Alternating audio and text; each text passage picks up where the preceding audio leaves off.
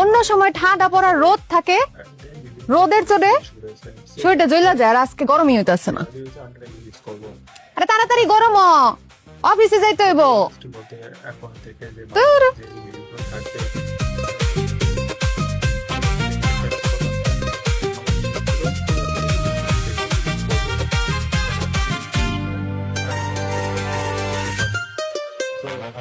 Iron তো সোজা হইতেছে না। আমার শার্ট আয়রন করতে লোহার স্ত্রী লাগে? আমার প্রিয় স্ত্রী যথেষ্ট। তোমার সোয়া পায়ে আমি সোজা হয়ে গেছি, আর কিন্তু সামান্য শার্ট। আর বাপের ক্ষমতা আছে সোজা না হয়ে থাকার। হইছে, আর পাম দেওয়া লাগবো না।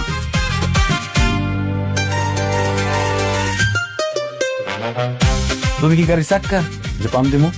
বড় তো তেল দেওয়ান যায়। ইস, কথার কি বাহার, একদম কথায় তেল বায়া বায়া পড়ে। ধরো। গরিবের কি আছে কো? মিষ্টি কথা আর মিষ্টি হাসি ছাড়া আর কিছুই নেই।